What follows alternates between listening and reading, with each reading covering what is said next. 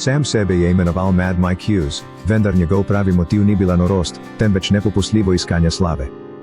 Mike Hughes je sanjal, da bo zapisan v zgodovino kot največji drznež, kar jih je kdaj živelo. Raketna tehnika je postala njegova vstopnica. Vsaka samonarejena raketa na parni pogon ga je strelila vse bližje vesolju, vse bližje razpitosti.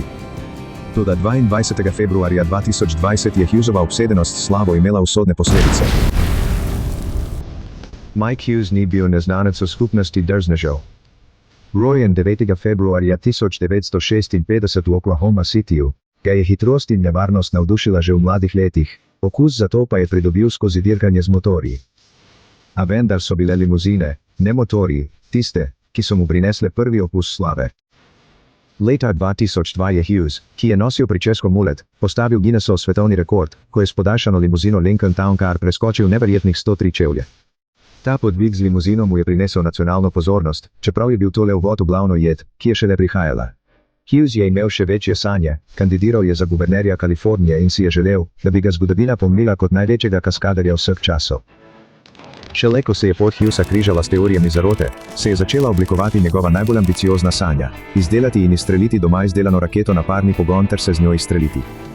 Leta 2014 Hughes je dokončal svojo prvo raketo v puščavi Arizone. Trdil je, da je poletel na višino 1374 čevljev, čeprav ni bilo video dokazov, in pojavili so se dvomi, ali je res bil v raketi. Hughesov veliki preboj z raketami je prišel, ko se je leta 2016 navezal na teorijo zarote o ravni Zemlji. Čeprav sam ni bil pravi vernik, je Hughes spoznal, da bi skupnost privržencev ravne Zemlje lahko bila popoln vir financiranja in publicitete za njegove rakete. Predstavljal se je kot borec, ki bo poletel dovolj visoko, da bo posnel fotografijo in dokazal, da je Zemlja v obliki diska, zato so ga privrženci ravne Zemlje zasuli s podporo. S podporo privržencev je Hughes hitro zbral dovolj denarja za izdelavo nove rakete.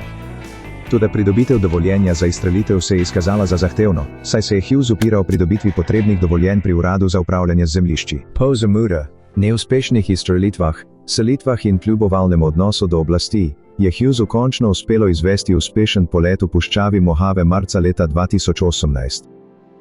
Raketa je dosegla višino približno 1875 čevljev, skoraj toliko kot je visoka stolpnica svobode v New Yorku, preden se je Hughes varno s padalom vrnil nazaj na Zemljo. Čeprav je preživel izstrelitev, je Hughes utrpel nekaj poškodb, vključno z bolečinami v hrbtu zaradi močnih J-sil. Po pristanku so ga pregledali zdravniki, kasneje pa je ugotovil, da si je zlomil drugi ledveni vretenc, L2. Na koncu je Hughes dokazal, da ni odnehal pri svoji misiji, kljub kritikam mnogih, ki so njegove poglede na ravno Zemljo označili za zgrešene. Sam izstrelitev je postala medijski spektakel, ki sta ga prenašala dva komentatorja, medtem ko sta pila pivo in zvrnila nekaj šilc viskija. Video dogodka se je kasneje široko razširil po spletu. Opogumljeni s tem dosežkom se je začela oblikovati zamisel o izstrelitvi z raketo in balonom. Rakuna, iz besed raketa in balon, je sondirna raketa na trdno gorivo, ki je namesto, da bi jo takoj prižgali na tleh, najprej dvignjena v zgornje plasti atmosfere s plinskim balonom, nato ločena od balona in prižgana. Hughes in njegov partner, Waldo Stakes, sta načrtovala združitev balona za visoke višine in rakete, da bi dosegla rob vesolja. Če bi mu uspelo, je Hughes verjel, da bi postal največji drznež vseh časov. A najprej je potreboval več publicitete in financiranja. Hughesov specifični cilj je bil doseči Karmanovo črto, kjer se Zemljina atmosfera sreča z vesoljem, 62 milj nad tlemi. Od tam je Hughes trdil, da bo lahko ugotovil, ali je Zemlja ploščat disk, kot je sumil, ali pa krogla. Raketo na parni pogon so sestavljali trije grelci, ki bi proizvedli dovolj pare, da bi kaskaderja izstrelili vsaj 5000 čevljev v zrak. Upal je, da bo dosegel najvišjo hitrost do 425 milj na uro. Ta cilj je pripeljal do usodnega dne, 22. februarja 2020, ko je Hughes izstrelil svoj zadnji polet. Snemalna ekipa je snemala za serijo kanala Science Channel z naslovom Homemade Astronauts. Hughes je vzletel iz puščave Barstow v Kaliforniji z novo raketo. To naj bi bil le še en majhen, a dramatičen korak proti sanjam o rakunu. Tragično pa je to postal Hughesov zadnji korak. Kmalu po dosegu največje višine je raketa začela odpovedovati. Padalo, ki naj bi upočasnilo spust in omogočilo Hughesu varen pristanek na tleh, se je odprlo prezgodaj, raketa pa je strmoglavila nazaj na Zemljo. Nesrečo je videlo nekaj ljudi, med njimi tudi samostojni novinar Justin Chapman, ki je pisal knjigo o Hughesu. Chapman je opisal nesrečo kot grozljivo. Videl sem, kako je raketa vzletela, je rekel Chapman. Zdelo se je, da gre vse v redu, potem pa sem videl, da se je padalo prezgodaj odprlo. Raketa se je začela nekontrolirano vrteti in nato strmoglavila na tla. Ko je raketa strmoglavljala in ni sprostil še 3 drugih padal, ki jih je imel v raketi, veliko ljudi je zavpilo in začelo jokati, je povedal Chapman za BuzzFeed News. Vsi so bili osupli, ko je strmoglavil, in niso vedeli, kaj storiti. Raketa je strmoglavila v nekaj sekundah, z nosom naravnost v puščavsko tla pri hitrosti 500 milj na uro. Hughes je bil takoj mrtev, star 64 let. Verjeten vzrok je bila prezgodnja sprožitev padala potem, ko je raketa podrgnila ob izstrelitveno lestev, čeprav je Hughes nevarno zavrnil nasvet, da bi kot varnostni ukrep dodal samodejne sprožilce padala. Po analizi prizorišča nesreče in rezultatih obdukcije strokovnjaki menijo, da je Hughes ob trku s tlemi doživel katastrofalne poškodbe zaradi tope sile po vsem telesu. Pomanjkanje ukrepov za blaženje udarcev in visoka hitrost Hughesovega trka sta povzročila, da so bile njegove poškodbe še posebej hude. Hude poškodbe organov skupaj z notranjo krvavitvijo, ki je ni bilo mogoče preživeti, so prepoznali kot enega izmed verjetnih vzrokov smrti. Abdominalna krvavitev, ki je nastala zaradi raztrganih organov, kot sta Hughesova jetra in branica, bi povzročila hipovolemični šok. Poleg tega so bile opažene zlome hrbtenice in verjetno pretrganje hrbtenjače, kar bi bilo usodno zaradi izgube funkcije in poškodb živčnega sistema.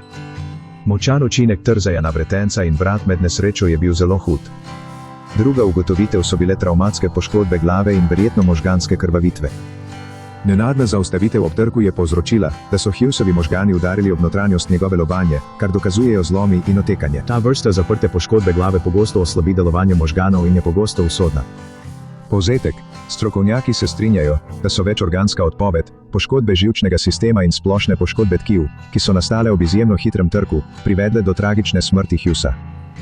Doma izdelana raketa in pomanjkanje ustreznih varnostnih ukrepov sta močno prispevala k resnosti njegovih poškodb. Pretreseni zaradi šokantne nesreče se je skupina gledalcev naslednji dan, 23. februarja 2020, zbrala na kraju izstrelitve. To so bili oboževalci, ki so prišli gledati strelitev. Vsak je bil v solzah, ko so gledali na mesto v puščavi, kjer se je zgodila tragedija. Kljub težkim razmeram v puščavi so se nekateri odločili, da se peš odpravijo do razbitin, preden so jih odpeljali na preiskavo. 25. februarja je na pokopališču Shiloh v Apple Valley v Kaliforniji potekala slovesna procesija. Držnež, ki so ga v določenih krogih zelo cenili, je bil počaščen strani majhne skupine žalujočih, zbranih ob njegovem grobu. Njegov partner, Waldo Stakes in nekaj oboževalcev so prišli, da bi se poslovili. Čeprav je Hughes živel na robu družbe, je njegov pogumni duh navdihnil mnoge. Hughesova smrt je bila tragedija, hkrati pa je služila tudi kot opomnik na nevarnosti amaterskega raketarstva. Hughes je bil spreten inženir in graditelj, vendar ni bil usposobljen astronaut. Ni mogel vedeti, kako se bo njegova raketa odzvala v zgornjih plasteh atmosfere, in ni bil pripravljen na možnost okvas. S svojo smrtjo se je Hughes pridružil panteonu drznih posameznikov, katerim si je dolgo želel biti podoben, čeprav ne na način, kot si je predstavljal. Namesto da bi postal nesporni največji kaskader vseh časov, je Hughes postal svarilna zgodba o tanki meji med drznostjo in nepremišljenostjo. Njegove radikalne teorije zarote in želja po slavi so mu zameglile razsodno presojo, zaradi česar je sprejemal nerazumne rizike v doma narejenih napravah.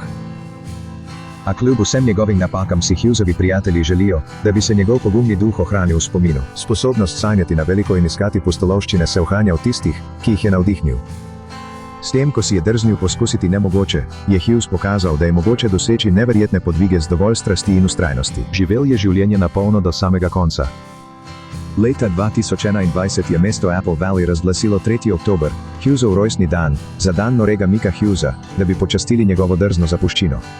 Spominski kip je bil postavljen na mestu izstrelitve rakete, prvi spomenik v mestu, posvečen kaskaderju. Ta pomenljiv spomenik stoji blizu same lokacije, kjer je Hughes izvedel svoj zadnjo izstrelitev, kar kaže na vpliv njegovega ekscentričnega življenja. Čeprav so bile okoliščine njegove smrti tragične, pogumni duh Micka Hughesa še naprej navdihuje tiste, ki želijo premikati meje in poskušati nemogoče. To je bila zgodba o norem Micku Hughesu, pravem drznežu, ki je živel življenje na polno vse do konca. Njegova drzna dejanja ne bodo pozabljena.